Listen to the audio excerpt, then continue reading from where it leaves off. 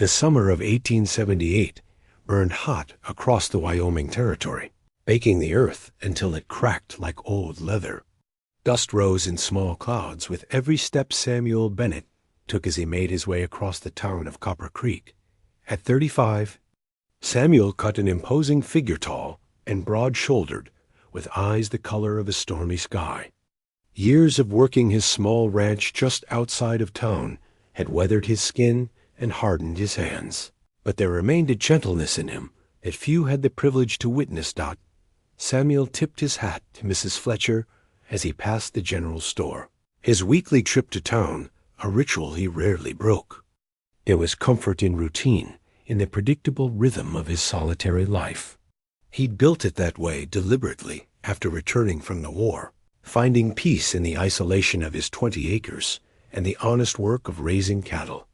"Mornin', Sam," called Sheriff Davis from the jailhouse porch. "Heard you might be selling some of them fine horses of yours." Samuel nodded, pausing briefly. "Got 3 ready to break. Fine stock." "Might send some folks your way," the sheriff replied, and Samuel tipped his hat in acknowledgement before continuing on. His business in town was simple enough: supplies, mail, perhaps a quick meal at Clara's diner before heading back to the ranch. But as he approached the Hargrove estate at the edge of town, he slowed his steps unconsciously, his eyes drawn to the grand house, as they always were. The Hargrove mansion stood like a monument to wealth, 3 stories of pristine white, clapboard rising from manicured grounds, a testament to Thomas Hargrove's success in cattle and banking. Samuel had known the family for years, had watched them from afar with a mixture of respect and something deeper that he rarely acknowledged even to himself. Today, however, something was different. A commotion drew his attention: raised voices, a door slamming, and then the sight that stopped him in his tracks. Margaret Hargrove being forcibly escorted down the front steps by her stepbrother, Clarence, her face streaked with tears. "You have no place here anymore." Clarence's voice carried across the yard, sharp as a knife. "Father's will was clear. The estate belongs to me now." "Please, Clarence," Margaret pleaded, her voice breaking. "This is my home. Where am I to go?" "That's hardly my concern," Clarence sneered, releasing her arm roughly. "Perhaps you should have thought of that before challenging the will." Samuel's hands clenched into fists at his sides. Margaret Hargrove was 26, the only daughter of Thomas Hargrove's first marriage. Her mother had died when she was young, and Thomas had remarried Eleanor Winston, a widow with a son of her own, Clarence. Samuel had watched Margaret grow from a spirited girl into a refined young woman, had exchanged pleasantries with her at town gatherings, had even once helped her control a startled horse during last year's Founder's Day celebration. But they moved in different circles, she the daughter of the wealthiest man in the county, he a solitary rancher with modest means. Now Thomas Hargrove was dead, barely 2 weeks in his grave, and his daughter was being thrown out of her home. Like unwanted baggage. Margaret stood tall despite her tears, her back straight, her chin lifted with the dignity that had always drawn Samuel's admiration. Her chestnut hair was coming loose from its pins, and her simple blue dress, a mourning dress, Samuel realized was creased from Clarence's rough handling. "At least allow me to gather my belongings," she said, her voice steadier now. "You've had sufficient time," Clarence replied coldly. "Whatever remains inside is now property of the estate." "My estate." A woman appeared in the doorway. Eleanor Hargrove, Margaret's stepmother. Her face was impassive as she watched her stepdaughter's humiliation. "Eleanor, please," Margaret appealed to her. "You know this isn't what Father wanted." "Your father's wishes were made clear in his will, Margaret," Eleanor replied, her voice cool and detached. "Clarence is the legal heir. It's time you accepted that and made your own way in the world." Several trunks and valises were unceremoniously dropped at Margaret's feet by one of the house servants, who looked away in shame. Samuel had seen enough. Without conscious thought, he found himself crossing the street, drawn by something stronger than propriety or sense.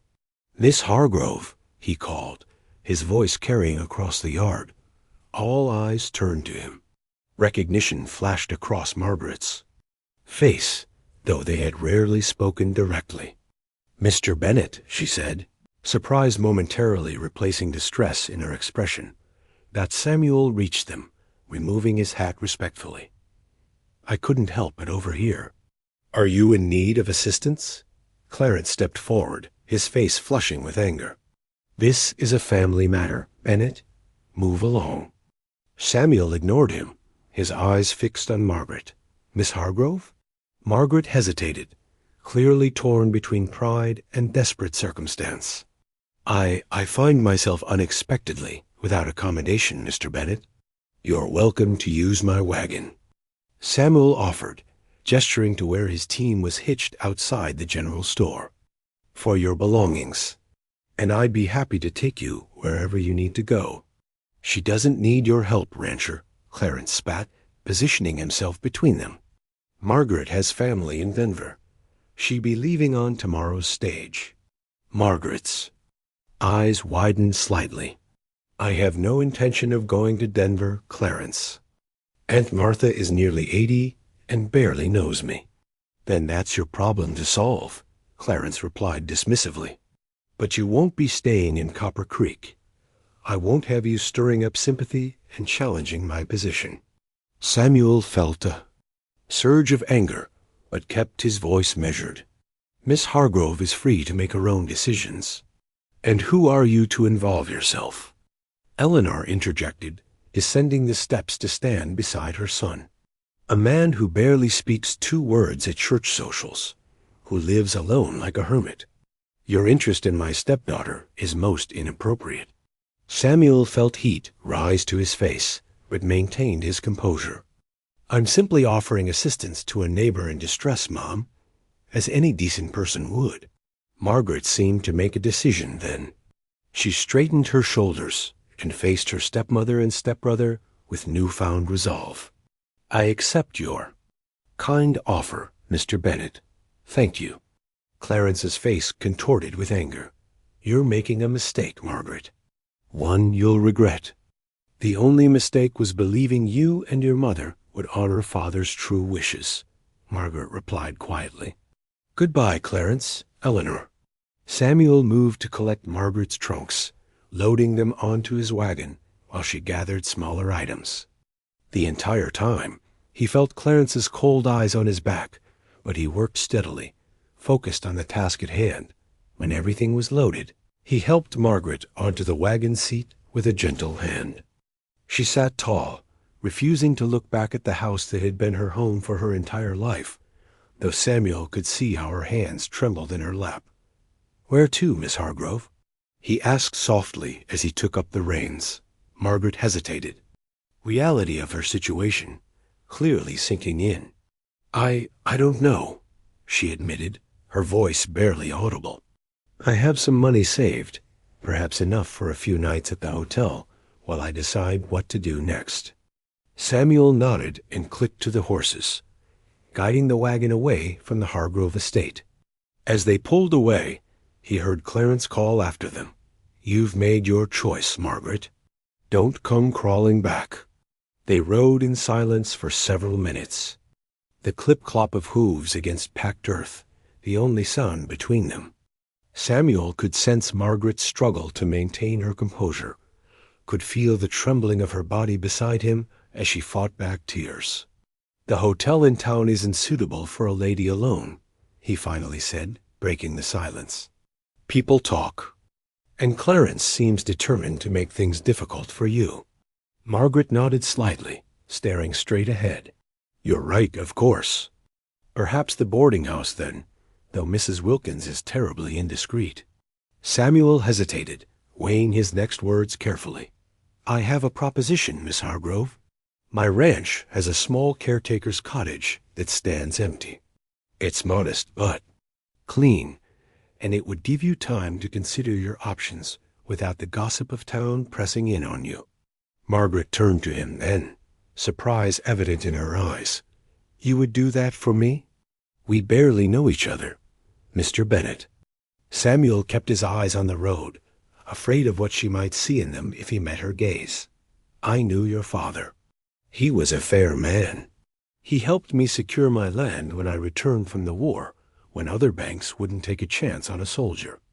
With nothing but a dream and 2 strong hands." This wasn't the whole truth, but it was truth enough for now. "I'd like to repay that kindness by helping his daughter." Margaret was silent for a long moment, considering his offer. "People will talk anyway," she finally said. "A single woman staying at your property, ...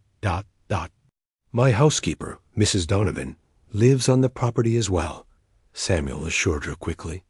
"She's a respectable widow who's managed my household for 5 years. Your reputation would be safe." After another long pause, Margaret nodded. "I accept your offer, Mr. Bennet, temporarily, until I can make more permanent arrangements." Samuel nodded, relief flooding through him, though he was careful not to show it. "Very well." As they left the town behind, the landscape opened up before them, rolling hills dotted with pine and aspen, the distant mountains rising blue and majestic against the horizon. Samuel's ranch lay 4 miles outside of town, a modest operation compared to the vast Hargrove holdings, but it was well kept and prosperous in its small way. Margaret seemed lost in thought as they traveled, and Samuel respected her silence.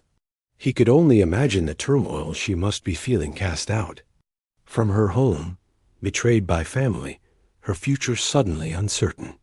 "May I ask what happened?" he ventured finally, as the first glimpse of his ranch buildings appeared in the distance. "With your father's will?" Margaret sighed, a sound so weary it seemed to come from somewhere deep inside her. "Father always told me that the house and a significant portion of his holdings would be mine upon his death. He raised me to understand the business, to appreciate the land." She paused, twisting her hands in her lap. "But the will that was presented after his death left everything to Clarence, with only a small allowance for me, provided I moved to Denver to live with my aunt." Samuel frowned. "That doesn't sound like Thomas Hargrove." "No," Margaret agreed, her voice strengthening. "It doesn't. Father changed dramatically in his final months, after his illness began. Suddenly, I wasn't allowed to help with the business anymore. He became secretive, distant, and then the will." She trailed off, shaking her head. "I challenged it, of course, demanded to see the original document, insisted that Father would never have cut me out that way. But Judge Wilson sided with Clarence and Eleanor, said I had no proof, and that's why they cast you out?" Samuel asked, anger simmering beneath his calm exterior. "For challenging the will?" Margaret nodded. "Clarence said I was no longer welcome. Once the first questioned his authority. In truth, I think he's been waiting for this opportunity since he was a boy. He never forgave Father for giving me responsibilities he thought should be his."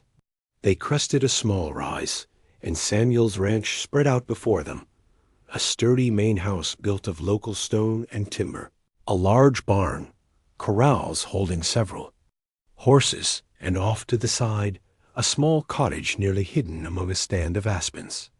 "It's lovely," Margaret said softly, seeming genuinely surprised. "I've never been out to your ranch before." Samuel felt a strange pride at her words. "It's not much compared to what you're used to, but it's peaceful." As they approached, a plump, gray-haired woman emerged from the main house, shading her eyes against the afternoon sun. "Mrs. Donovan," Samuel called as he brought the wagon to a halt. "We have a guest who'll be staying in the cottage for a while." Mrs. Donovan's eyebrows rose in surprise as she recognized Margaret, but to her credit, she recovered quickly. "Miss Hargrove," she said with a respectful nod. "Welcome to Bennet Ranch. I'll get the cottage ready right away." "Thank you, Mrs. Donovan," Margaret replied, her natural grace evident even in such reduced circumstances. I appreciate your hospitality on such short notice. Samuel helped Margaret down from the wagon, conscious of the propriety of touch, of the softness of her hand in his calloused one. Mrs. Donovan will see to your comfort. I need to tend to the horses and unload your belongings. Margaret nodded, then hesitated. Mr. Bennet, thank you. I don't know what I would have done if you hadn't come along when you did. Samuel ducked his head, uncomfortable with her gratitude. Anyone would have done the same. No, she said, with surprising firmness. They wouldn't have. This town fears Clarence and his mother too much to cross them. Before Samuel could respond, Mrs. Donovan had swept Margaret away toward the cottage, already chattering about linens and a hot meal. Samuel watched them go, Margaret's slender figure beside Mrs. Donovan's stout one, and felt a strange mix of emotions he couldn't quite name. He had loved Margaret Hargrove from afar for years. Not that he'd ever admitted it aloud, or even fully to himself. What would be the point? She was Thomas Hargrove's daughter, educated back east, refined and cultured. And he was just a rancher with rough hands and simple ways, a man still haunted by the things he'd seen and done during the war. Their paths had crossed occasionally in town, at church socials or town meetings, but they occupied different worlds. Now, by some twist of fate, she was here, on his land, under his protection. And he had no idea what to do about it. As Samuel unloaded Margaret's trunks and carried them to the cottage, he resolved to keep his distance, to be a proper host and nothing more. She needed shelter and time to sort out her future, not the unwanted attentions of a lovesick rancher. Mrs. Donovan met him at the cottage door, taking charge of the smaller bags. I've put fresh linens on the bed and started a fire in the stove, she reported. The poor girl looks exhausted. What happened? Her stepbrother threw her out, Samuel replied quietly, not wanting his voice to carry to where Margaret was exploring the cottage's small interior. Seems there's been some trouble with her father's will. Mrs. Donovan's face hardened. That Clarence Hargrove always was a mean-spirited boy, and he's grown into a worse man. And that mother of his. She shook her head in disgust. Well, miss, Hargrove is welcome here, as long as she needs. Samuel nodded gratefully. Thank you, Mrs. Donovan. I knew I could count on you. The older woman gave him a knowing look. I'm not blind, Samuel Bennet. I've seen how you look at her when we're in town for Sunday service. Heat rose to Samuel's face. Mrs. Donovan, don't you Mrs. Donovan me? She interrupted with a small smile. I've known you too long. Just be careful with that heart of yours, and with hers. She's in a vulnerable place right now. Before Samuel could respond, Margaret emerged from the bedroom, having removed her hat and gloves and smoothed her hair. Even in her simple morning dress, she was striking tall and graceful, with a quiet strength that showed in the set of her shoulders despite all that had happened. The cottage is perfect, Mr. Bennet, she said. Far more comfortable than I expected. My wife chose the furnishings, Samuel said before he could stop himself. It had been years since he'd spoken of Emily to anyone but Mrs. Donovan. Margaret's expression softened with understanding. Mrs. Donovan mentioned you were widowed. I'm sorry for your loss. Samuel nodded, uncomfortable with her sympathy. It was a long time ago. The fever took her the second year we were here. An awkward silence fell until Mrs. Donovan clapped her hands briskly. Well, then, I'll bring over some supper for you in about an hour, Miss Hargrove. And Samuel, don't you have those new colts to check on? Samuel recognized the dismissal for what it was. Of course, Miss Hargrove. Please make yourself at home. If you need anything, Mrs. Donovan or I are just a short walk away. Thank you again, Mr. Bennet, Margaret said, for everything. Samuel nodded and made his retreat, grateful for the physical labor that awaited him in the barn. Hard work had always been his refuge, the one thing that could quiet his mind when thoughts became too loud or memories too painful. As he worked with the horses, checking hooves and measuring feed, he tried not to think about Margaret Hargrove, in the cottage just a stone's throw from his house. Tried not to wonder what would happen when Clarence inevitably discovered where his stepsister had gone. Tried not to dwell on the unfamiliar feeling of having someone to protect again after so many years of solitude. The sun was setting when Mrs. Donovan came to find him, carrying a covered plate. "You missed supper," she scolded gently. "Lost track of time," Samuel replied, accepting the plate gratefully. "How is she?" "Exhausted, poor thing. She ate a little and went straight to bed." Mrs. Donovan studied his face in the lantern light. "What are you planning to do, Samuel?" He looked away, focusing on his food. "Give her a safe place to stay until she sorts things out. That's all." "And if Clarence Hargrove comes looking for her?" Samuel's jaw tightened. "He threw her out. He has no right to dictate where she goes, or who helps her." "Rights and power are different things," Mrs. Donovan observed wisely. "That young man has the ear of Judge Wilson and considerable influence in town. Be prepared for trouble." Samuel knew she was right. Clarence Hargrove wasn't a man who liked to lose, and he would view Samuel's intervention as a direct challenge. "I'll handle Clarence if it comes to that." Mrs. Donovan patted his shoulder. "I know you will. Just remember that taking care of Miss Hargrove means more than just giving her a roof over her head. She's lost everything: her father, her home, her security. She'll need a friend as much as a protector." With that, she left him to his thoughts and his cooling supper. Samuel finished eating mechanically, his mind already racing ahead to the complications that tomorrow might bring. One thing was certain: life on Bennett Ranch had just become considerably more complicated. Later that night, as Samuel sat on his porch with a cup of coffee, he noticed a light still burning in the cottage window. He wondered if Margaret was having trouble sleeping, if the day's events were replaying in her mind as she tried to make sense of how quickly her life had changed. He knew that feeling all too well. After Emily died, he'd spent countless nights staring at the ceiling, wondering how the world could change so completely in the space of a few days. And after the war, before Emily, there had been those dark months when sleep brought only nightmares, and waking brought only emptiness. Now Margaret Hargrove faced her own dark night, her own uncertain future. And somehow, by chance or fate, or his own impulsive action, their paths had converged at this crossroads. Samuel watched the cottage until the light finally went out, then headed inside to seek his own rest.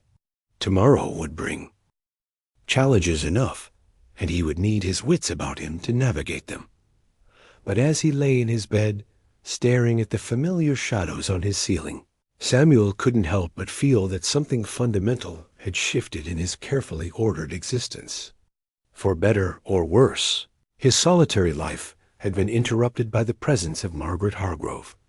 And despite all his reservations, all his practical concerns, he couldn't bring himself to regret it. Like and share this video if you're enjoying this tale of love and redemption in the Wild West.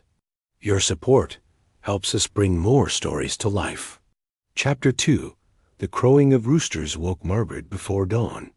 For a disorienting moment, she didn't recognize her surroundings: the small bedroom, with its simple furnishings, the unfamiliar quilt wrapped around her. Then the events of the previous day came flooding back. Clarence's cruel dismissal, the humiliating scene on the front steps of her childhood home, and the unexpected intervention of Samuel Bennett. She sat up slowly, her body aching from stress and fatigue. Through the small window, she could see the first light of dawn, painting the eastern sky in shades of pink and gold. The view was different from her bedroom at the Hargrove estate Wilder, less manicured, but beautiful in its own way. Margaret dressed quickly in one of the few day dresses she'd been able to bring with her. Most of her wardrobe had been left behind in the rush to leave, and she realized with a pang that she would need to find a way to retrieve her belongings or replace them. One more problem to solve in a suddenly complicated life. When she stepped outside the cottage, the ranch was already awake and alive with activity. She could see Samuel in one of the corrals, working with a young horse that danced nervously around him. His movements were patient and deliberate, his voice a low murmur that she couldn't quite make out, but which seemed to calm the skittish animal. Margaret watched him for a moment, struck by the contrast between the Samuel Bennett she was observing now and the quiet, reserved man she'd occasionally encountered in town. Here on his ranch, he moved with an easy confidence, completely in his element. "Good morning, Miss Hargrove," called Mrs. Donovan, emerging from the main house with a basket over her arm. "I was just coming to bring you some breakfast. Did you sleep well?"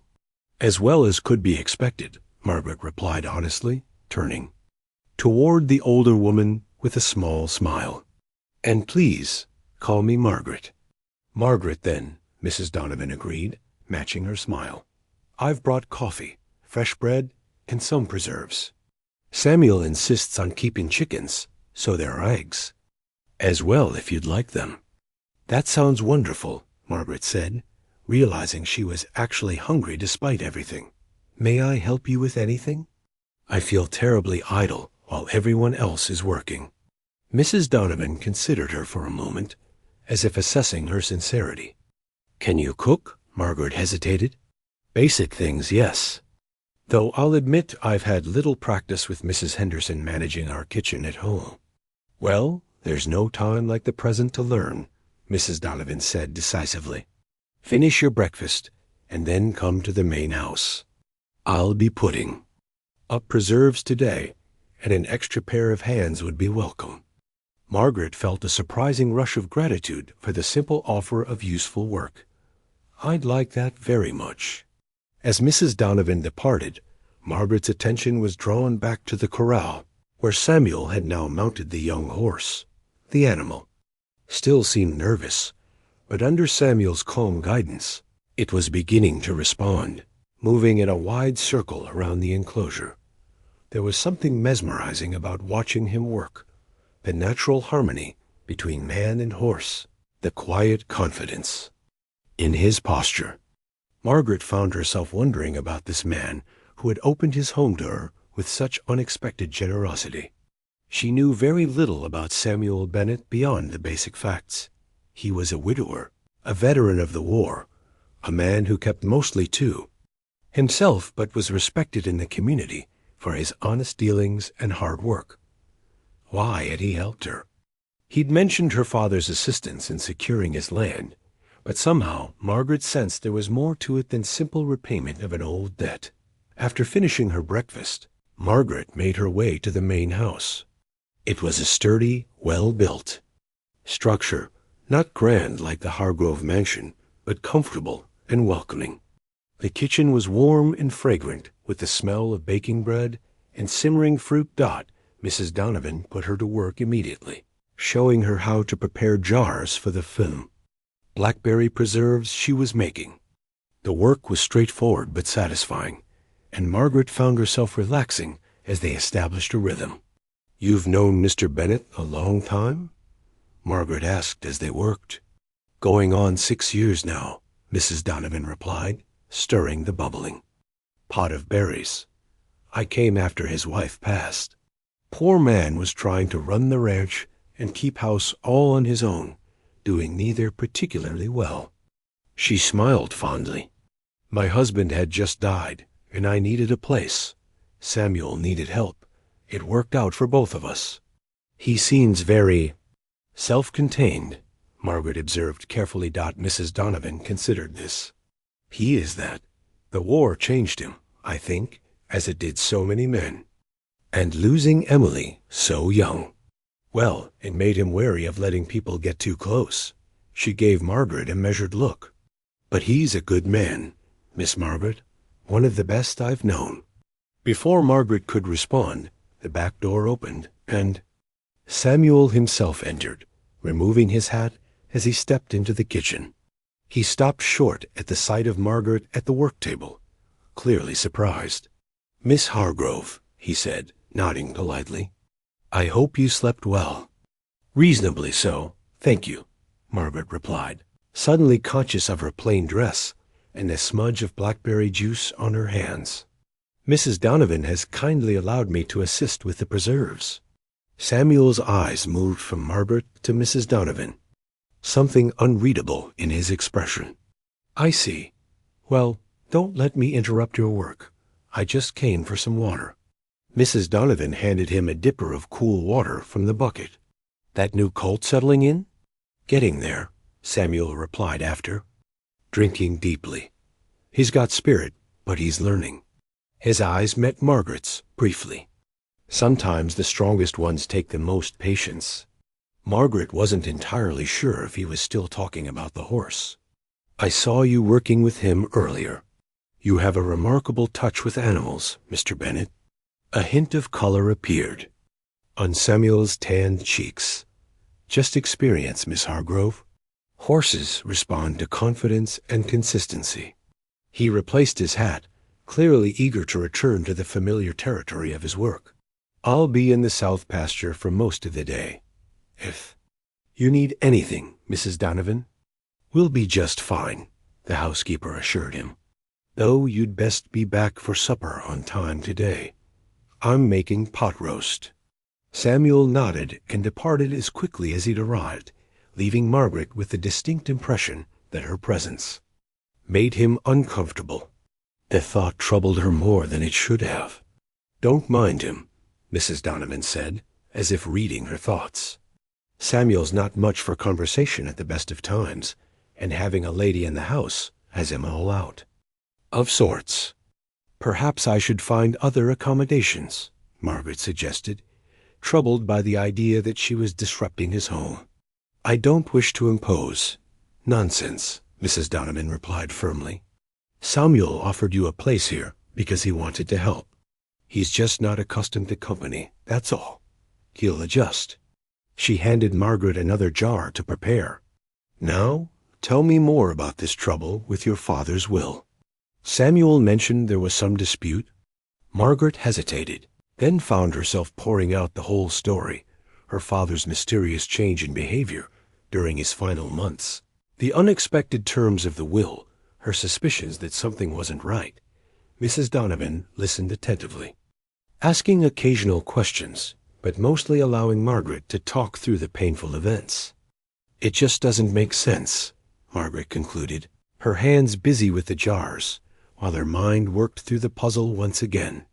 "Father always told me the house would be mine, that he was training me to take over the banking interests while Clarence managed the cattle operations. We discussed it extensively. For him to change everything without a word to me, ... Did your father's illness affect his mind?" Mrs. Donovan asked, gently. Margaret shook her head. "The doctor said his body was failing, but his mind remained sharp. That's why I can't accept that he would simply change his plans for me so drastically. And there's something else. ... She hesitated, unsure whether to share her deepest suspicion. "Go on," Mrs. Donovan encouraged. "The signature on the will," Margaret said quietly. "It didn't look quite right to me." Father's hand was shaky in his final weeks, but there was something about the way the letters were formed. I mentioned it to Judge Wilson, but he dismissed my concerns. Mrs. Donovan's eyes narrowed. "Are you suggesting the will might be forged?" "I don't know what I'm suggesting," Margaret admitted. "I just know that something isn't right, and now I've been cast out before I could investigate further." They worked in thoughtful silence for a while, the rhythmic task of preparing the preserves allowing Margaret's mind to turn over the problem from different angles. "If I could just find Father's original papers," she said eventually. He kept a locked box in his study with important documents. "If I could examine the will more closely, compare it with other examples of his signature." "Sounds like you need to get back into that house," Mrs. Donovan observed. Margaret nodded slowly. "Yes, but Clarence made it clear I'm not welcome. And I doubt he'd leave me alone in the study, even if I did manage to visit. Perhaps what you need is an ally, Mrs. Donovan suggested. Someone who could help you gain access. Margaret considered this. Most of our friends in town are too afraid of Clarence to cross him, especially now that he controls the bank.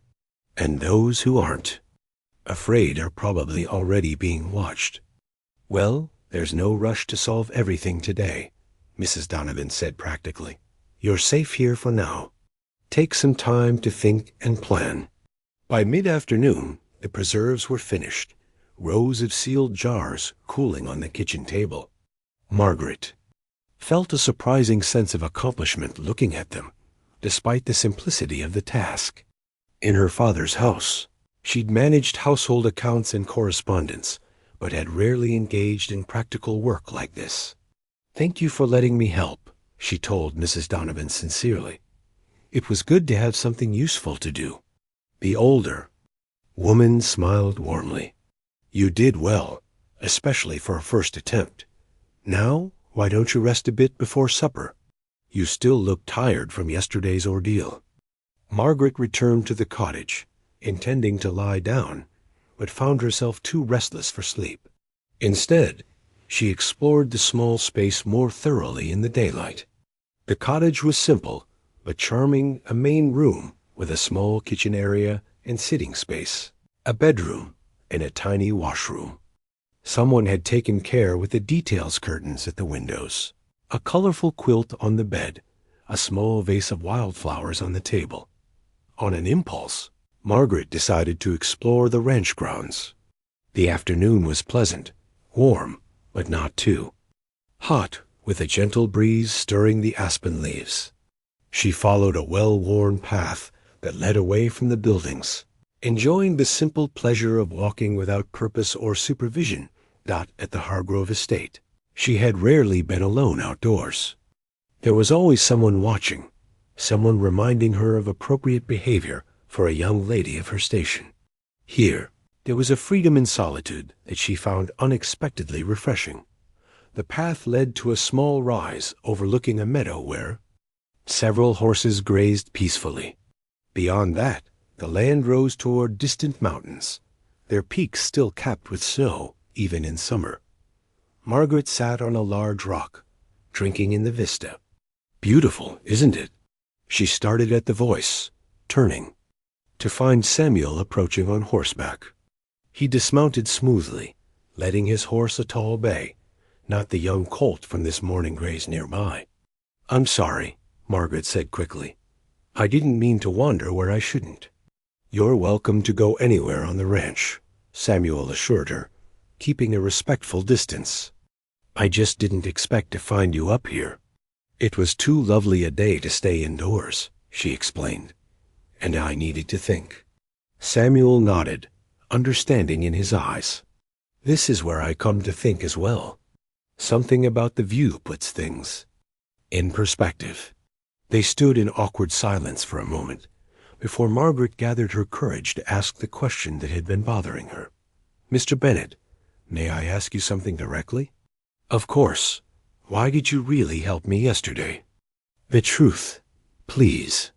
Samuel looked away, his gaze fixed on the distant mountains.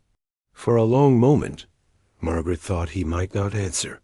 Your father saved my life, he said finally, his voice low. Not just by helping me secure this land. Before that, Margaret waited, sensing there was more to the story. I came home from the war. Broken, Samuel continued, choosing his words carefully. Not just in body, though there was that too, but in spirit. I couldn't see a future worth living for. One night, I was at my lowest point. Had my service revolver loaded and ready. His voice was matter-of-fact, but Margaret could hear the pain beneath the words. Your father found me. Never knew how he knew, but he did. He talked to me all night. Didn't preach or judge, just reminded me there was still good in the world worth staying for.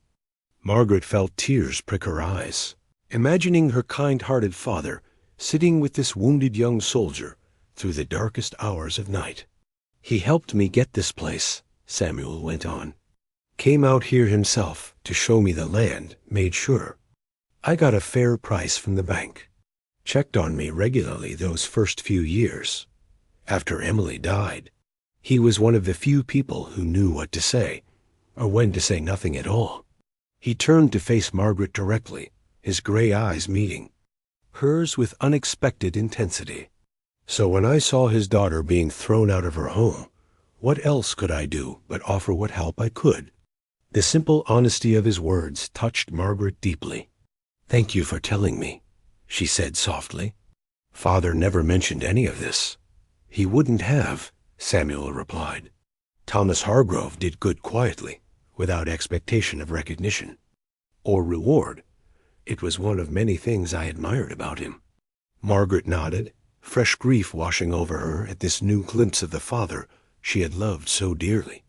"He was a good man, which is why I can't accept that he would leave me with nothing but an allowance contingent on moving to Denver."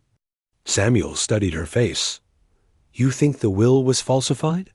"I don't know," Margaret admitted, "but something isn't right. Father was secretive in his final months, yes, but he wasn't cruel.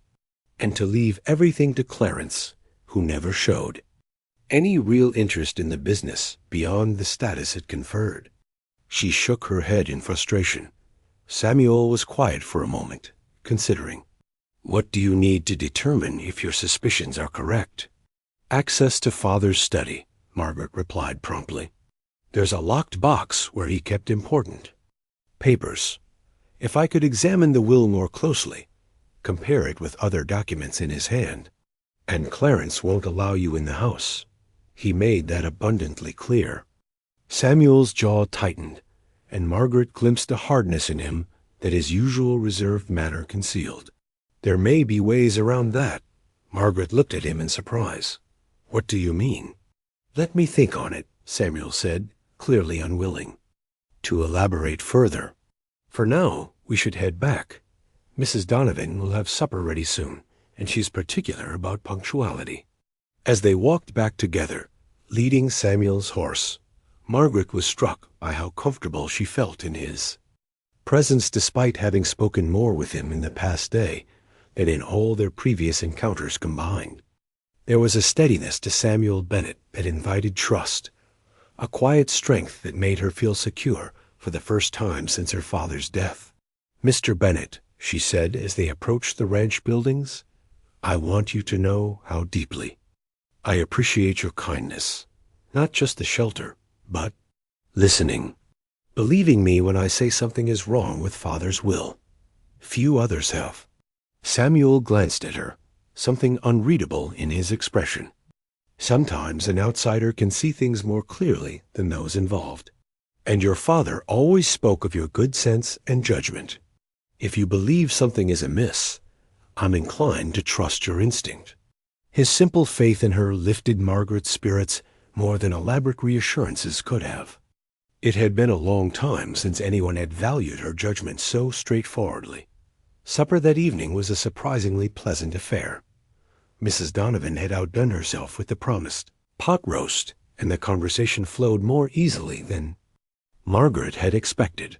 Samuel was still reserved, but he answered her questions about the ranch and his horses with evident passion for his work. Margaret found herself genuinely interested in the operation of the ranch, so different from her father's vast cattle empire, yet successful in its smaller scale.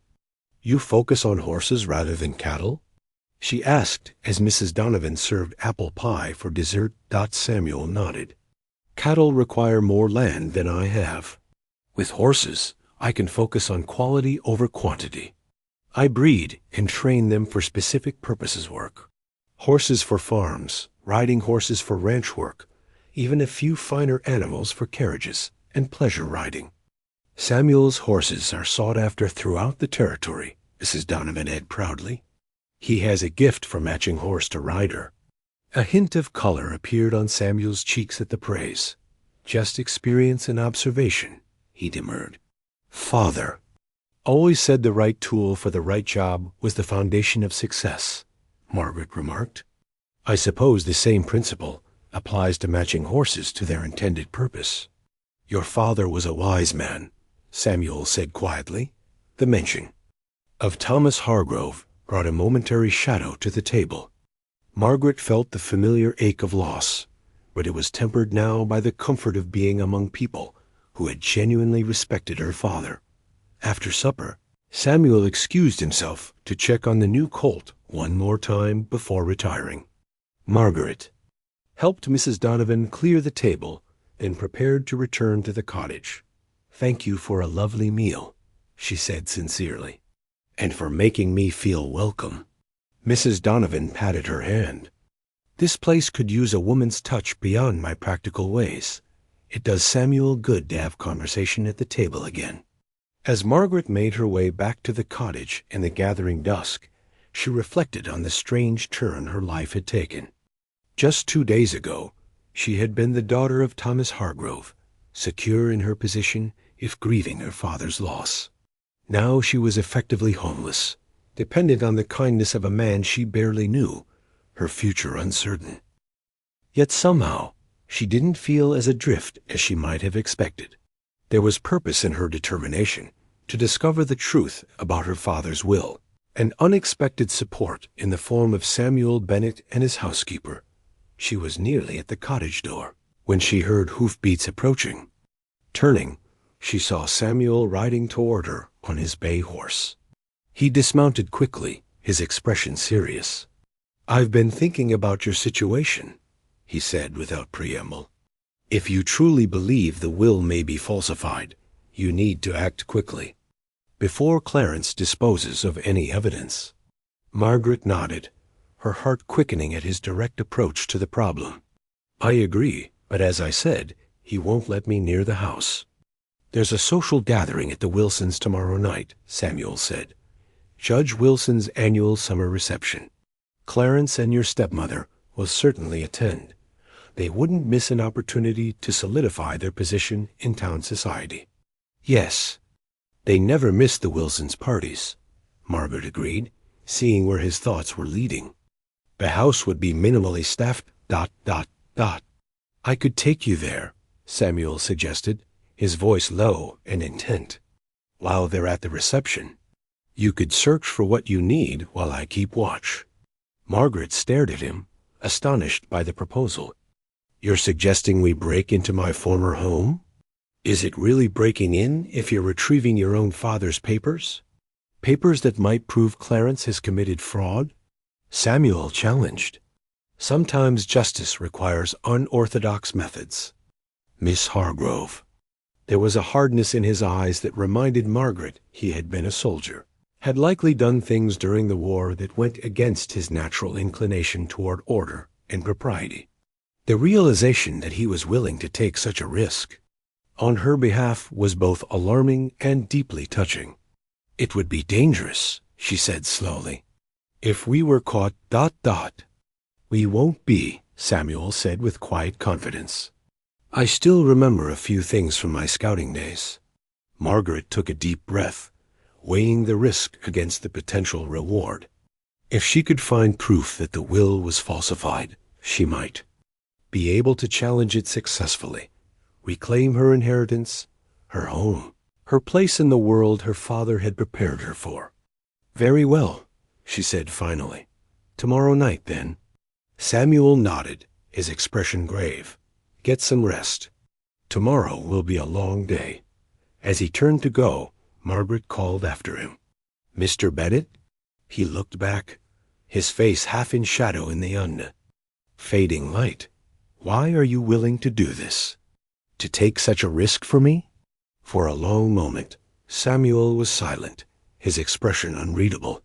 When he finally spoke, his voice was low but clear in the stillness of the evening.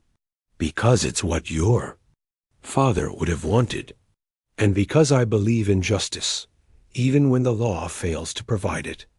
With that, he mounted his horse and rode back toward the main house, leaving Margaret to wonder at the complexity of this quiet man who had unexpectedly become her ally in the fight to reclaim her. Birthright. Sleep was elusive that night as Margaret's. Mind raced with plans and worries. What if they were caught? What if the papers she sought were no longer there? What if she found them, but they provided no evidence of wrongdoing? Yet beneath the anxiety was a current of determination stronger than anything she had felt since her father's death. For weeks she had been adrift in grief, then buffeted by Clarence's increasingly hostile behavior, and finally cast out entirely. Now at last she was taking action, fighting back against the injustice that had been done to her. And she was. Not fighting alone, not the next day passed in a haze of anticipation and preparation. Margaret kept busy helping Mrs. Donovan with household tasks, grateful for the distraction. If the housekeeper suspected anything about their plans for the evening, she gave no indication, chatting amiably about town gossip and sharing stories. Of her late husband's adventures as a stagecoach driver, Samuel was absent for most of the day, having ridden into town on business, he said. When he returned in the late afternoon, he sought Margaret out where she was hanging laundry behind the cottage. "Everything is arranged," he said quietly. "Judge Wilson's reception begins at 8. We'll wait until 9 before approaching the house to ensure everyone has departed." Margaret nodded, her hands trembling slightly as she pinned a sheet to the line. "How will we get in?" "Clarence will have locked the doors. There's a window in the back parlor that never latches properly," Samuel said. "You mentioned it once. At a town meeting, said it needed to be fixed before winter." Margaret blinked in surprise. "You remember that?" "It must have been 2 years ago." A faint flush appeared on Samuel's tanned face. "I have a good memory for details," he said evasively. "The point is, it gives us a way in if the doors are locked." "And once inside?" "The study will certainly be locked." Samuel reached into his pocket and produced a small leather pouch. "I acquired these in town today," he said, opening it to reveal a set of slender metal tools. "Lock picks. I learned to use them during the war." Margaret stared at the tools, the reality of what they were planning suddenly striking her anew. "This is madness," she whispered. "If we're caught, We won't be," Samuel said with quiet confidence. "But if you've changed your mind, I understand. It's a significant risk." Margaret squared her shoulders, her resolve returning. "No, I need to know the truth. I'm prepared to take the risk." Samuel studied her face intently, as if gauging her determination. Whatever he saw there seemed to satisfy him. "Very well. B. Ready at 8:30. Wear something dark if you have it." As the sun began to set, Margaret changed into her darkest dress, a navy blue day dress that had escaped being packed with her morning clothes.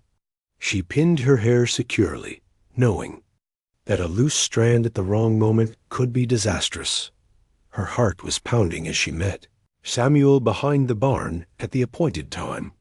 He had traded his usual light-colored work shirt for a dark blue one and had a black bandana tied around his neck, ready to be pulled up if needed. "Ready?" he asked simply. Margaret nodded, unable to find her voice as the enormity of what they were about to do washed over her.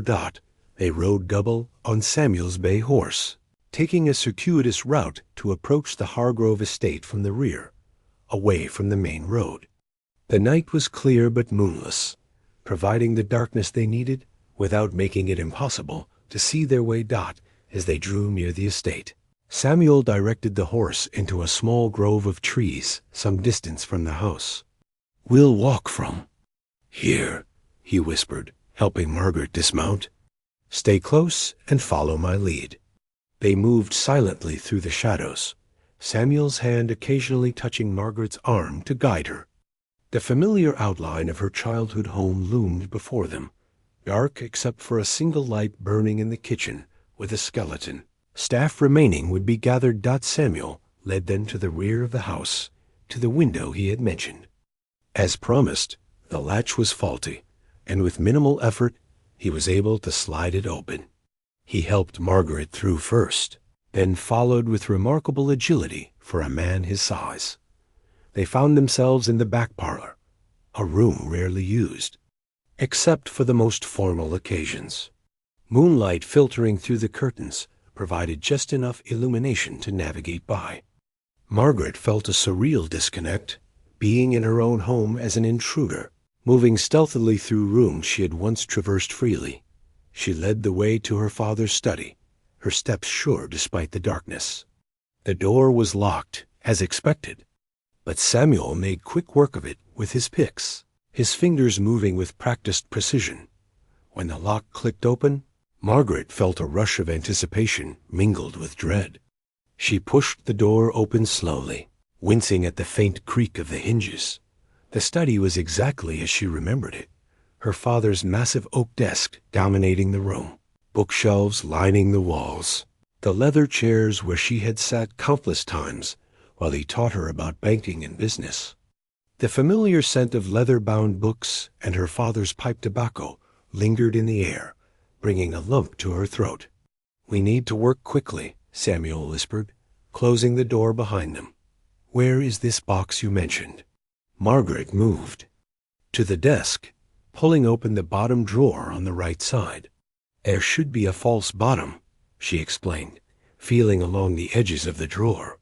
With a soft click, the bottom panel came loose, revealing a small compartment containing a tall metal box. "It's locked," she said, lifting out the box and placing it on the desk. Samuel examined the lock. "Simple enough," he murmured, selecting a tool from his pouch.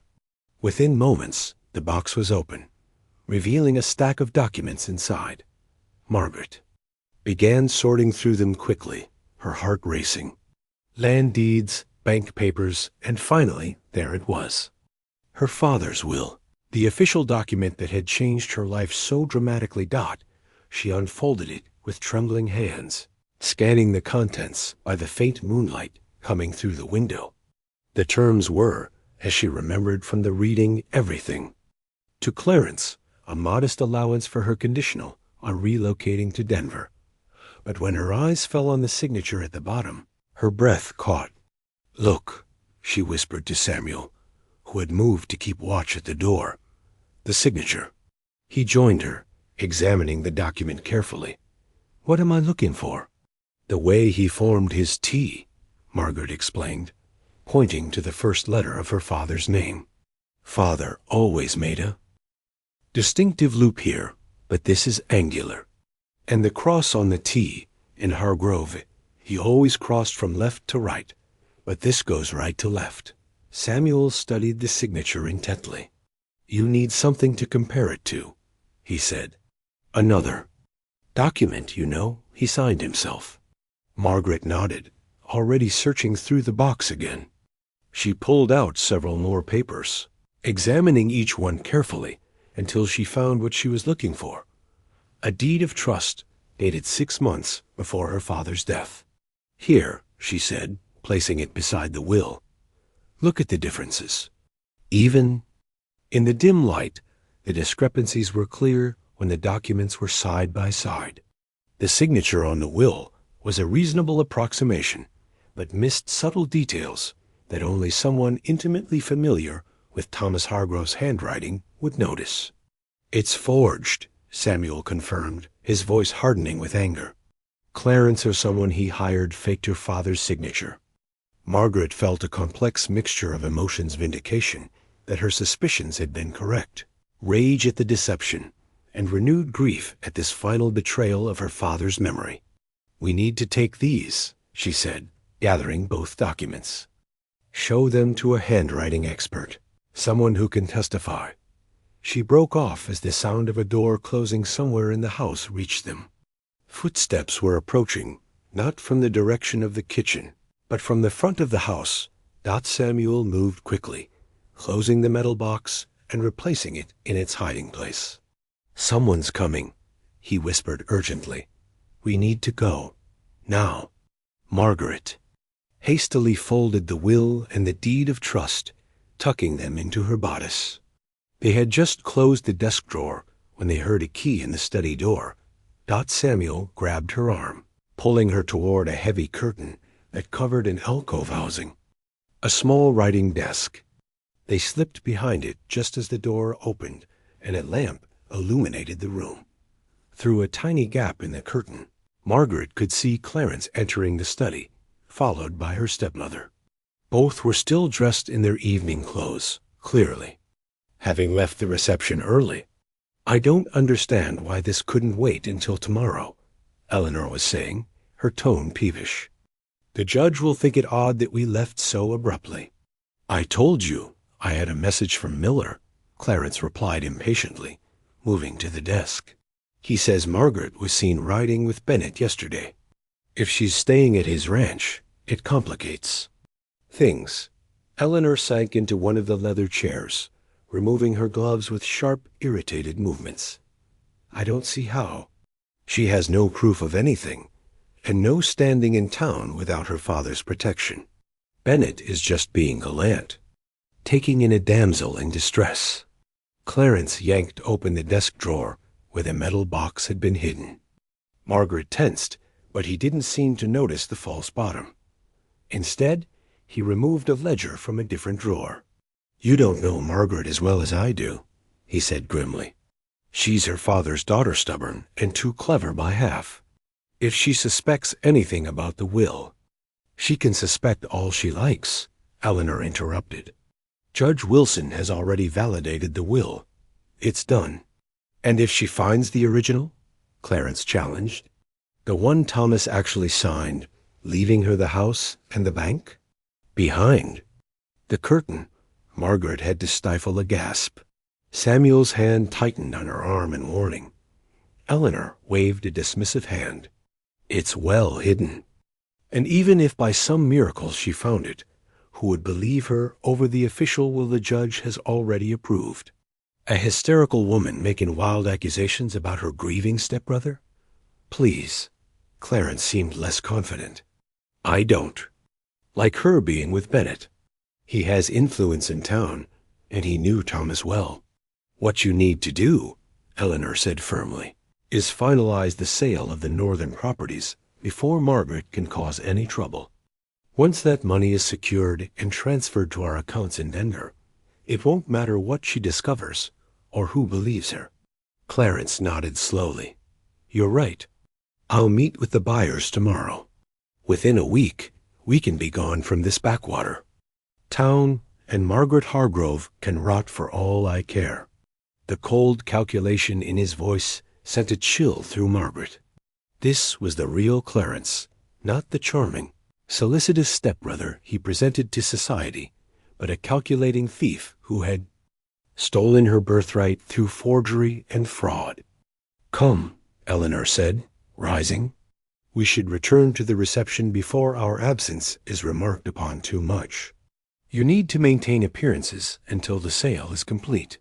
Clarence closed the ledger and replaced it in the drawer. "Fine, but I want someone watching Bennett's ranch. If Margaret makes a move to challenge us, I want to know immediately." They left the study, taking the lamp with them, plunging the room back into darkness. Margaret and Samuel remained frozen behind the curtain, listening as their footsteps receded and the front door closed behind them. "Oh, my God," Margaret whispered when she was certain they were gone. "Did you hear?" "Every word," Samuel confirmed grimly, emerging from their hiding place. "There's another Will the real one somewhere in this house." Margaret's mind was racing. "We need to find it before they sell the northern properties and leave town." "Not tonight," Samuel said firmly. "They could return at any moment. And now, we know they'll have someone watching the ranch. We need to leave while we can and make a plan." As much as she wanted to search the house from top to bottom immediately, Margaret knew he was right. They had the forged will as evidence, and now they knew the original existed. It was a start. They made their way back to the parlor window as silently as they had entered. Samuel helped Margaret through first, then followed, carefully closing the window behind them. The ride back to the ranch was tense, both of them alert for any sign they were being followed. But they reached the safety of Bennett Ranch without incident. The documents from Thomas Hargrove's study, secure against Margaret's. As they dismounted behind the barn, Margaret turned to Samuel, her eyes bright with determination in the darkness. "Now we know the truth," she said. "Clarence forged Father's will. There's another will, the real one, hidden somewhere in that house. We have to find it before he sells off Father's properties and disappears." Samuel's expression was grave as he unsaddled his horse. "It won't be easy. They'll be watching for you now, and us. We'll need help. Who can we trust?" Margaret asked. "Clarence has Judge Wilson in his pocket, and most of the town fears his influence because of the bank." "Let me think on it," Samuel said. "For now, get some rest. You're safe here, and we have time to make a plan before Clarence can finalize his sale." But as Margaret made her way back to the cottage, she couldn't help wondering if they truly did have time. Clarence seemed determined to complete his theft and leave town as quickly as possible. The clock was ticking, and her father's legacy, her rightful inheritance, hung in the balance. Still, for the first time since Thomas Hargrove's death, Margaret felt a spark of hope. She had confirmation that her suspicions were correct, and she had an ally in Samuel Bennett, a man who she was beginning to realize was far more than the quiet, reserved rancher she had thought him to be. As she prepared for bed, Margaret found herself thinking about the way Samuel had moved through the darkness with such confidence, the skill with which he had picked the locks, the quick thinking that had saved them from discovery. There was a depth to him she was only beginning to glimpse, and she found herself increasingly drawn to the mystery of this man who had risked so much to help her. "Thank you, Father," she whispered into the darkness, clutching the stolen documents, "for sending Samuel Bennett into my life when I needed him most. Don't forget to comment below with your thoughts on this thrilling twist. Will Samuel and Margaret find the real will before it's too late? Your engagement helps our channel grow." Chapter 3 Dawn found Samuel already awake, sitting on his porch, with a cup of coffee as he watched the sunrise paint the eastern sky in hues of pink and gold. He had slept poorly, his mind replaying the events at the Hargrove estate and the damning conversation they had overheard. The situation was more complicated than he had initially thought. It wasn't just a matter of proving the will was forged now. They needed to find the original document before Clarence could complete his plans and flee the territory. And they would have to do it while being watched by Clarence's men. Samuel took a long sip of his coffee, weighing options and discarding them. They needed allies, but as Margaret had pointed out, their choices were limited. Judge Wilson was clearly in Clarence's pocket. The sheriff was an honest man, but strictly by the book, he would require more proof than they currently had before. Acting against someone of Clarence's standing, the sound of the cottage door opening drew his attention. Margaret emerged, already dressed for the day in a simple blue dress, her hair neatly pinned. She looked as though she had slept as little as he had, but there was a determined set to her shoulders that he had come to recognize. She spotted him on the porch and crossed the yard to join him. "Good morning, Mr. Bennett." "Miss Hargrove," he acknowledged, rising to offer her his chair, but she waved him back down and leaned against the porch railing instead. "I've been thinking all night," she said without preamble, "about where Father might have hidden the original will." Samuel nodded, unsurprised that her mind had been working along the same lines as his. "Any ideas?" "Several, actually. Father had various hiding places throughout the house. He was naturally cautious about important papers, given his position at the bank." She began to pace the small porch, her movements quick and precise. "There's a loose brick in the library fireplace where he sometimes stored documents. A compartment in the floor of his dressing room under the carpet. A hidden panel in the back of his wardrobe. All places Clarence would know about as well," Samuel pointed out. Gently. Margaret stopped pacing, her expression falling. "You're right, of course. Father wouldn't have used any of his usual hiding places if he suspected Clarence might search for the will. She sighed, leaning more heavily against the railing. I need to think like Father would have. If he knew. He was dying and suspected Clarence might try to alter his wishes. Where would he hide something to ensure I would find it? Samuel considered this. What about places that were special to just the two of you? Places or objects that held particular meaning?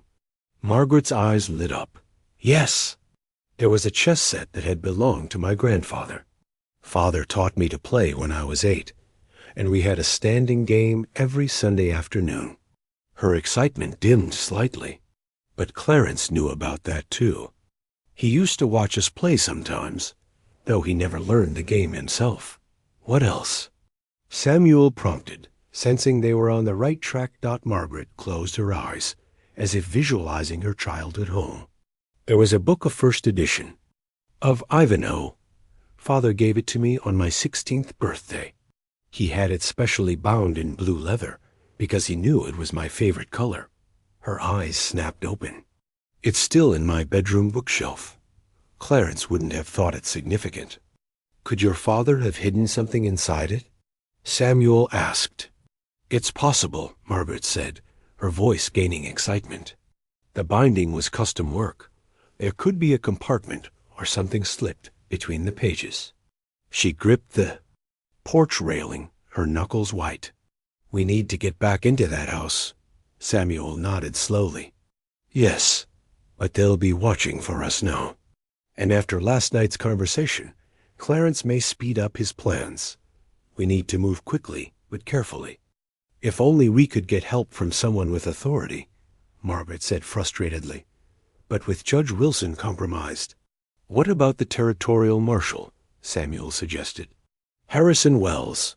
He's stationed in Laramie, but he makes regular circuits through the smaller towns. If I recall correctly, he's due in Copper Creek within the week. Margaret's eyes widened. Marshal Wells. Father respected him greatly. She thought for a moment. But would he believe us?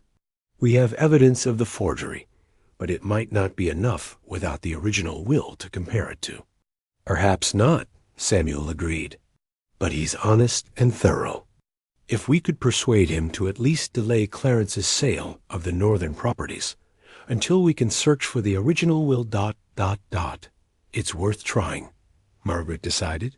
When will he arrive? That's the problem. It could be anywhere from tomorrow to 5 days from now. Samuel stood, setting his empty coffee cup aside. We can't afford to wait. We need to get back into that house.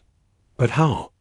They'll be watching for us, and Clarence might have changed the locks after discovering the study was breached. Samuel was silent for a moment, considering their options. Not through stealth this time, he said finally. Sometimes the best hiding place is in plain sight. What do you mean?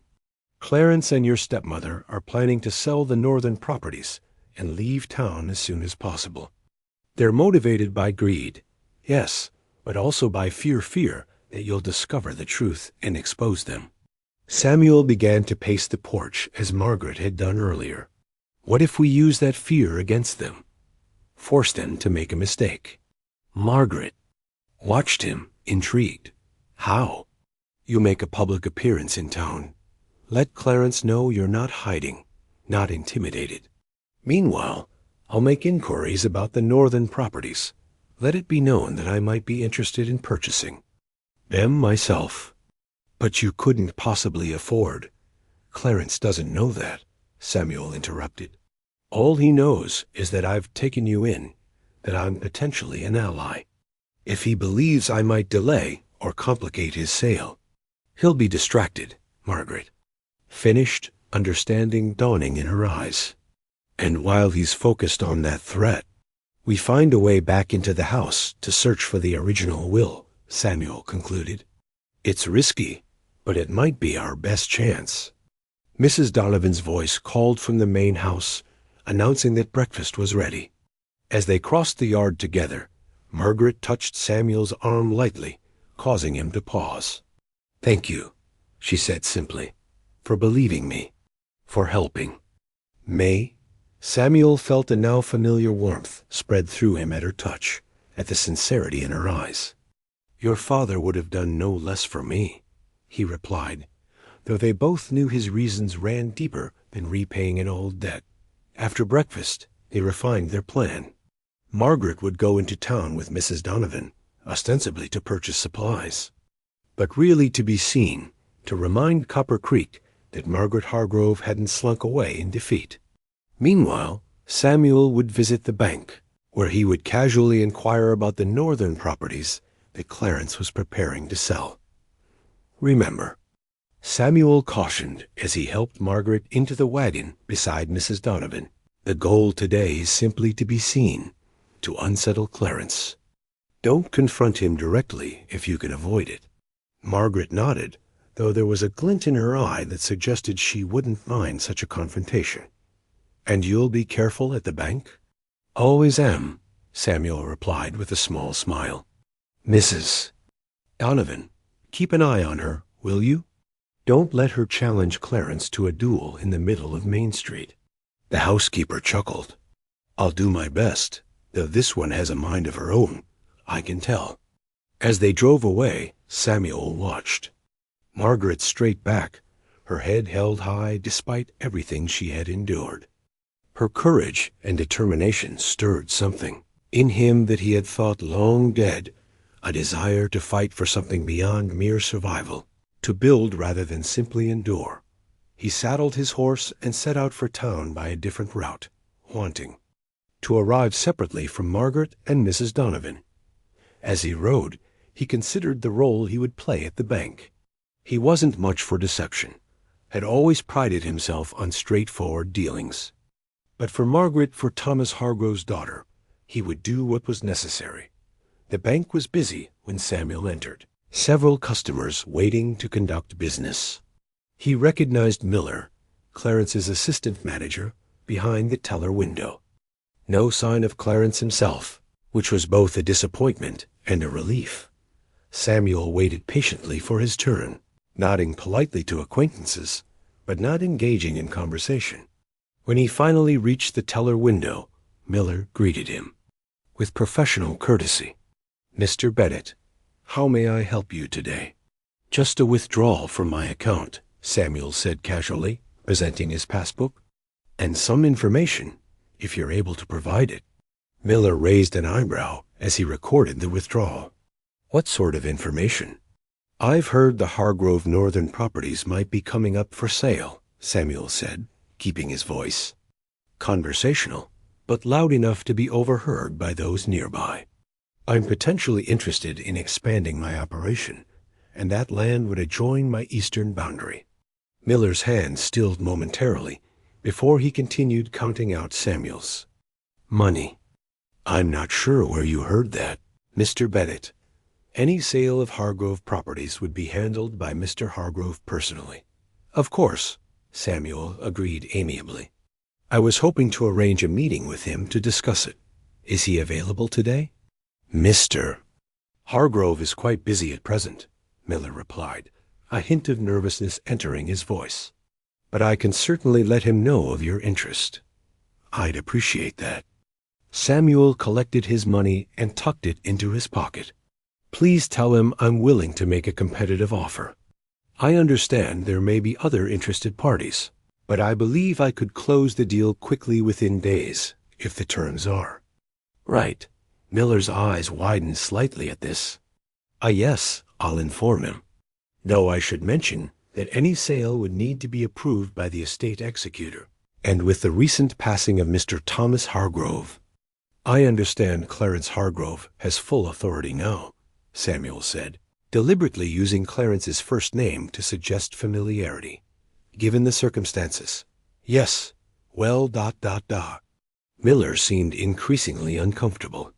"I'll pass along your interest, Mr. Bennett."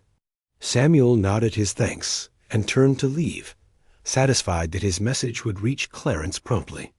As he stepped out of the bank, he spotted Margaret and Mrs. Donovan across the street, emerging from the general store with packages. Several townspeople had stopped to speak with them, or more accurately, to speak with Mrs. Donovan while stealing curious glances at Margaret.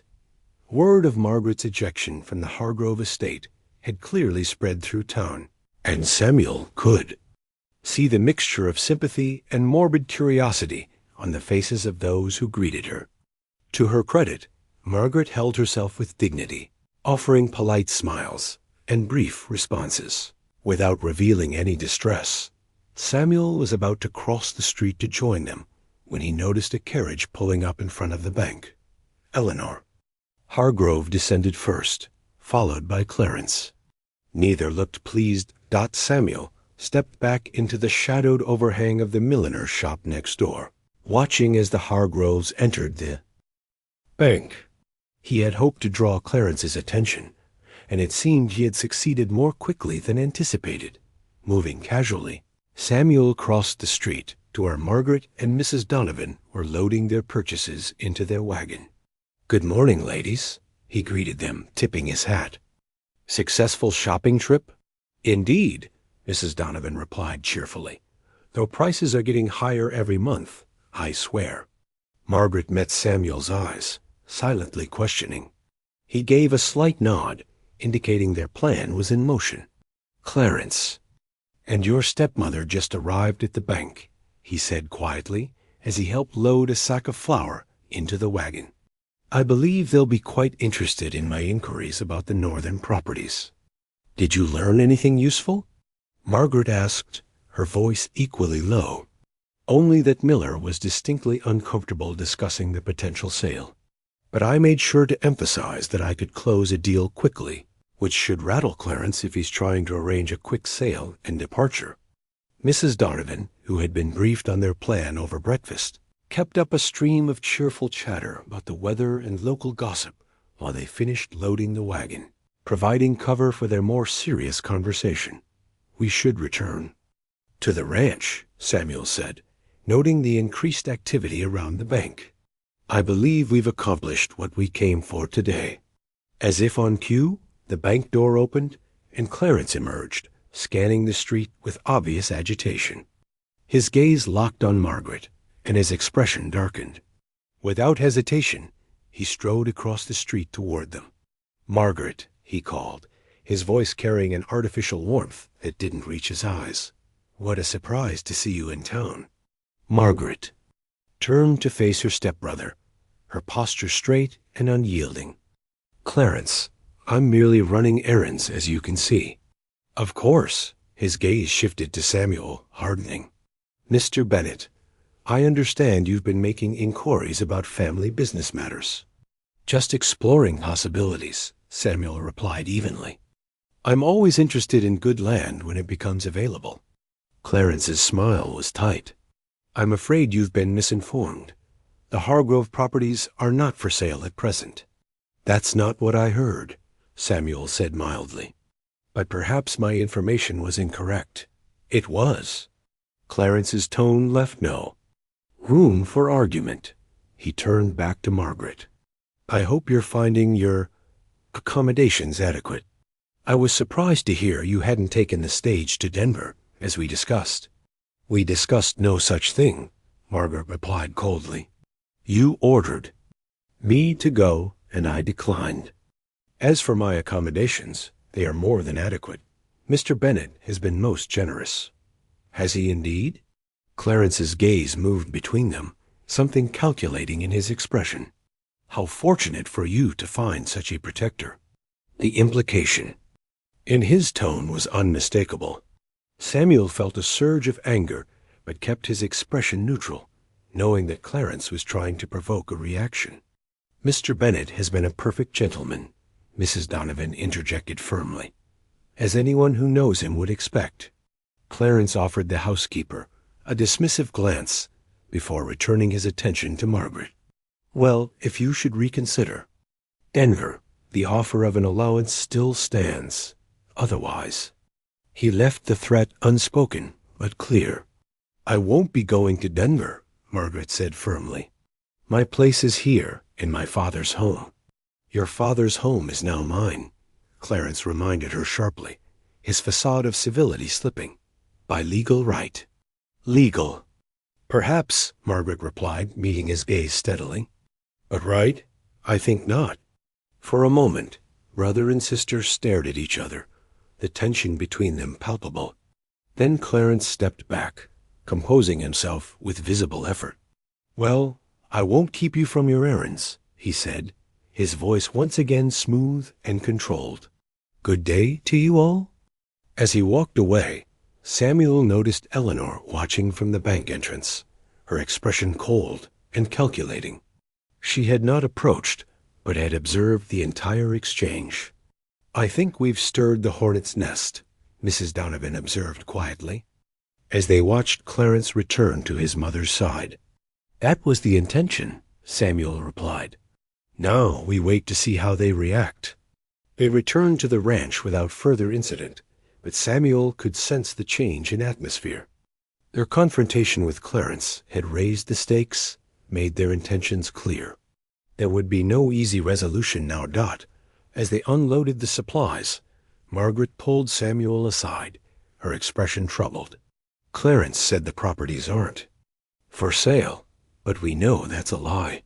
He must be worried about your interest interfering with his plans. Samuel nodded. He'll be watching us more closely now. We need to be careful. What's our next move?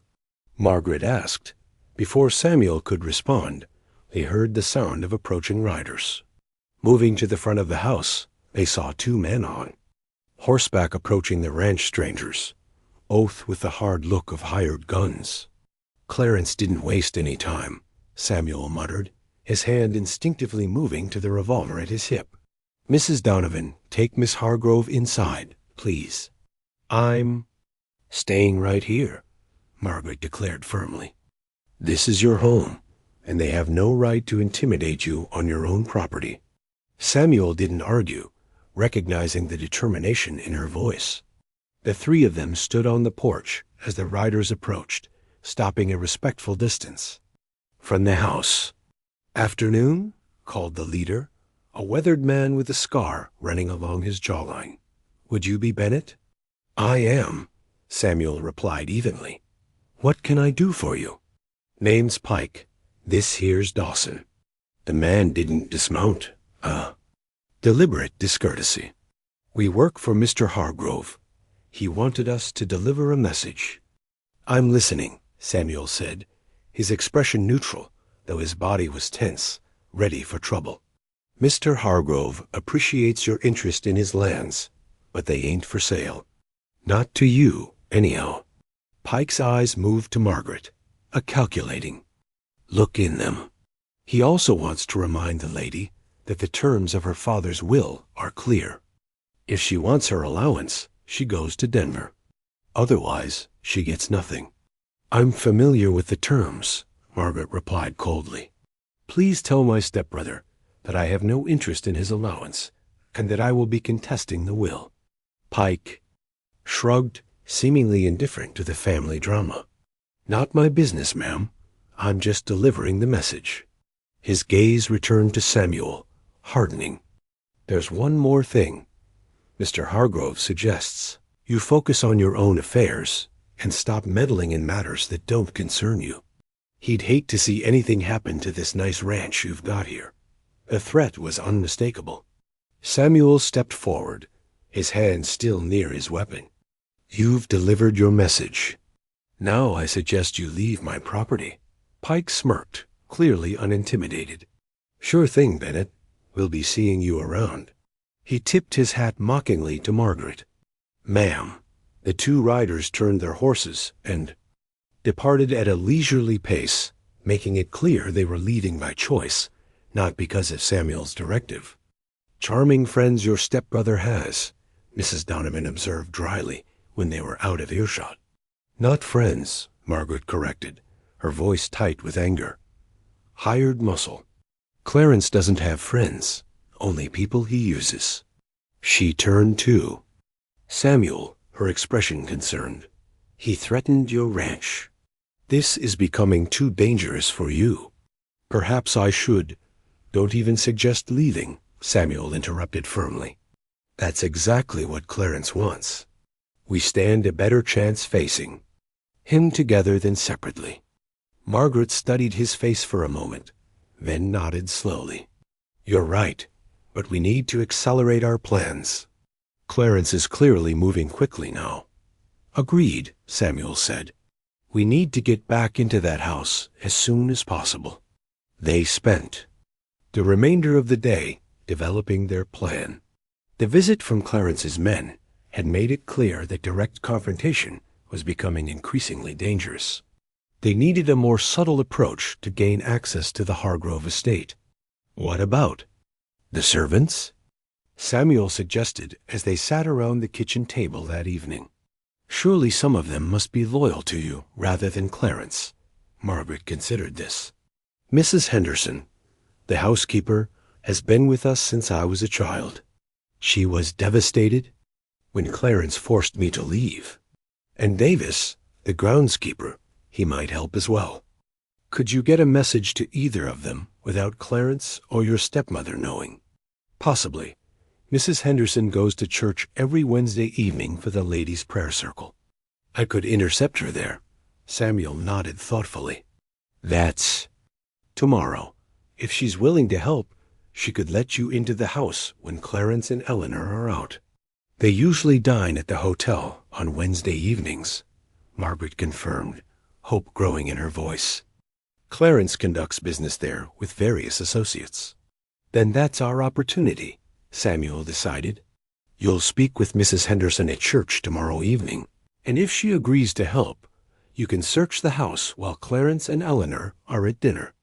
I'll go with her, Mrs. Donovan declared firmly. 2 women will attract less attention than a man and woman together, and I can keep watch while Margaret searches. Samuel started to protest, but Mrs. Donovan silenced him with a look. Don't argue, Samuel Bennett. You know I'm right. Besides, those men Pike and Dawson will be watching you now. If you're seen at the ranch while Margaret slips into town, it provides better cover. He couldn't argue with her logic, though the thought of Margaret returning to the Hargrove estate without him there too. Protect her made him deeply uneasy. You'll need to be extremely careful, he insisted. If Clarence returns early and finds you there ... We'll be careful, Margaret promised. And Mrs. Henderson knows every inch of that house, every creak in. The floorboards. She warned us if anyone returns unexpectedly. The plan set, they retired for the night, though Samuel suspected none of them would sleep easily. The stakes were growing higher with each passing day, and Clarence was proving to be both ruthless and resourceful.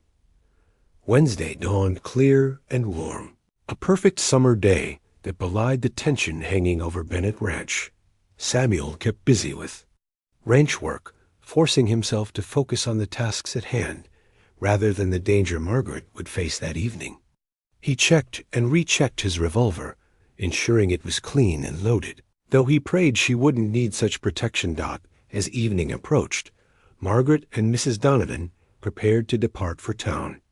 Margaret had changed into a simple, dark dress that wouldn't attract attention, with a shawl to cover her distinctive chestnut hair. Remember, Samuel instructed as he helped them into the wagon. If anything seems wrong, anything at all, you leave immediately. The original will isn't worth risking your safety. We'll be careful, Margaret assured him, her gloved hand briefly touching his, and will return as soon as possible, successful or not. As he watched the wagon disappear down the road toward town, Samuel felt a profound unease. He had grown accustomed to Margaret's presence at the ranch in the short time she had been there, her quiet strength, her determination, her occasional smile that seemed to lighten even the darkest corners of his solitary existence. The thought of anything happening to her was unbearable. Unable to settle to any task, Samuel paced the porch, watching the road and listening for any sound that might indicate trouble. The minutes stretched into hours, the summer twilight gradually deepening into full darkness. Just as he was considering saddling his horse and riding into town to check on them, he heard the distant sound of wagon wheels.